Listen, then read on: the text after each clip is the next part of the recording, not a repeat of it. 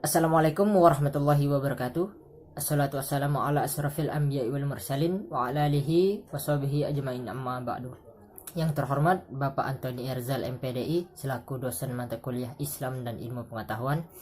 Yang kami hormati teman-teman seperjuangan Manajemen Dakwah 1956B. Puji syukur atas kehadirat Allah Subhanahu wa taala karena telah memberi kita banyak nikmat sehingga kami dapat menyelesaikan makalah ini tepat pada waktunya. Salawat teriring salam selalu tercurahkan kepada baginda kita Muhammad sallallahu alaihi wasallam. Karena berkat beliau kita dapat merasakan zaman yang super canggih dan Islamiyah yang kita rasakan saat ini. Baiklah, di sini saya Oksepan Nama Reza beserta teman-teman saya Muhammad Abrori Mulia dan juga Khairun Nisa akan memaparkan makalah yang berjudul Integrasi Aspek Epistemologi Terhadap Ilmu Pengetahuan. Langsung saja, di sini saya akan menjelaskan bagian pertama, yaitu pengertian integrasi keilmuan.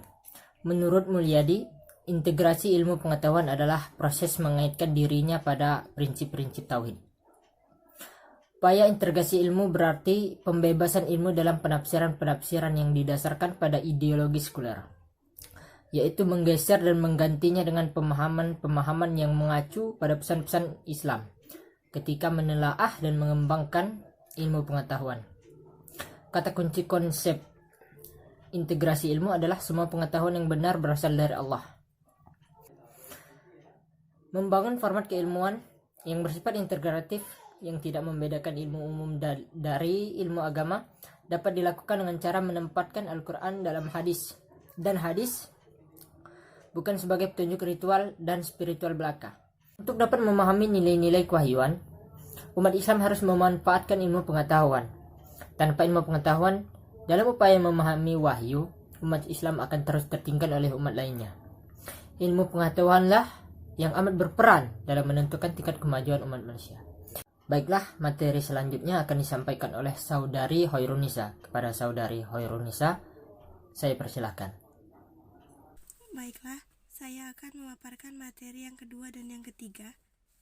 Materi yang kedua yaitu tentang integrasi keilmuan menurut para ahli. Yang pertama, menurut Mahdi Gulshani. Menurut Mahdi Gulshani, integrasi keilmuan adalah menafsirkan ayat-ayat Al-Quran dengan kaitannya terhadap ilmu pengetahuan modern. Dan yang kedua, menurut Usman Hasan, konsep integrasi keilmuan juga berangkat dari doktrin keesaan Allah atau tauhid.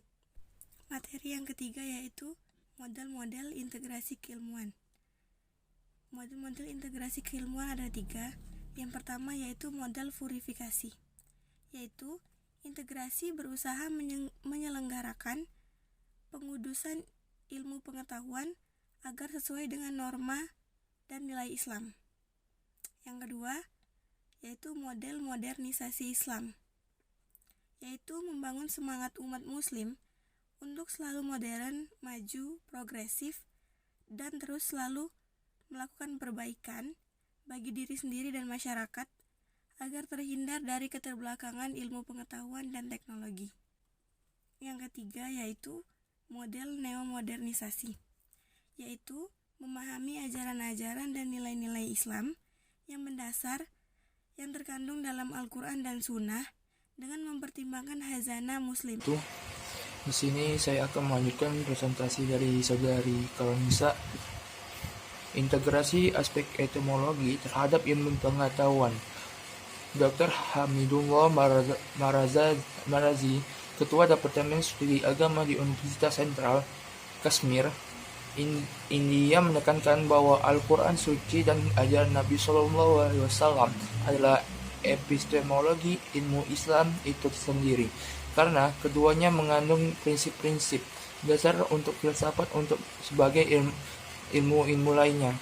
Alasan yang mendasari mengapa Al-Quran telah menjadi sumber etimologi dalam Islam karena disembah kepada Rasulullah yang terakhir adalah bahwa ada banyak ayat-ayat dalam Al-Quran yang sangat mendorong umat Islam dan manusia untuk mengejar tanpa henti kebenaran intelektual dan fenomena alam lainnya. Kategori yang digunakan dalam Al-Quran tentang dasar epistemologi Islam mengatakan Al-Quran telah menggunakan berbagai kategori seperti tadabbur untuk memberikan penekanan pada pemahaman Al-Quran secara mendalam, tafakuh untuk memahami roh religius di balik pemerintahan din, bicara dan mencakup tafakur untuk mempelajari sifat alam semesta dan sebagai fenomena secara ilmiah. Takabur menurunkan pengertian akal sehat, memiliki implikasi moral dan spiritual yang lebih dalam bagi takdir manusia, dan akhirnya alim dan hikmah pemimpin pemikiran manusia ke tingkat tertinggi, puncak pengetahuan dan keunggulan kognitatif dan persuasi, mencakup sebagai kontrol dan cakrawala ilmu pengetahuan dan teknologi.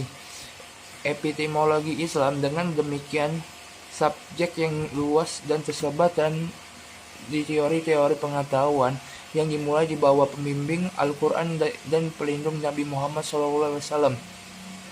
Visi Al-Quran tentang alam semesta dalam membentuk paradigma epistemologis Islam. Al-Quran dan Sunnah telah memberikan dorongan dan telah membuat subjek ini sangat maju dan berkembang sampai menjadi berbeda dan semua mata pelajaran lain maju dibicarakan oleh orang-orang Yunani atau pengikut mereka di dunia Kristen. Paradigma epistemologis Islam, Al-Quran dan Sunnah telah memberikan dorongan dan telah membuat subjek ini sangat maju dan berkembang sampai menjadi berbeda dan semua mata pelajaran lain maju dibicarakan oleh orang-orang Yunani atau pengikut mereka di dunia Kristen. Tingkat langkah yang harus diselesaikan dalam islamisasi pengetahuan menambahkan dengan mengacau pada Mahmud Ahmad Ghazi.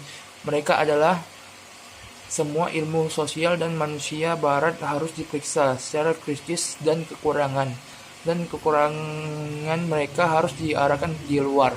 Unsur-unsur yang menjijikan dengan ideologi kita juga harus ditujukan. Sisa-sisanya harus dikondisikan ulang dan dinyatakan ulang sehingga sesuai total dan tradisi intelektual kami.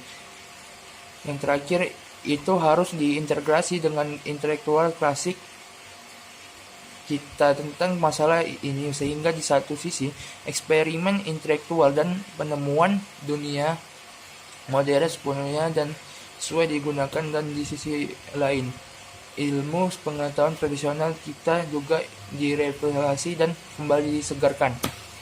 Kesimpulannya, integrasi ilmu pengetahuan proses mengkaitnya dirinya dan pada prinsip tauhid. Sasaran integrasi ilmu adalah pencari ilmu, bukan ilmu itu sendiri.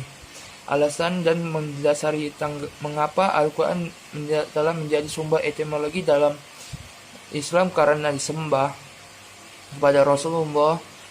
Yang terakhir adalah bahwa ada banyak ayat-ayat dalam Al-Quran yang sangat mendorong umat Islam dan semua manusia untuk mengejar tanpa henti keberanian intelektual dan fenomenal. Sekian dari kelompok kami. Lebih dan kurangnya kami mohon maaf. Kepada Allah kami mohon ampun. Wallahul muwaffiq ila aqwamit thoriq. Wassalamualaikum warahmatullahi wabarakatuh.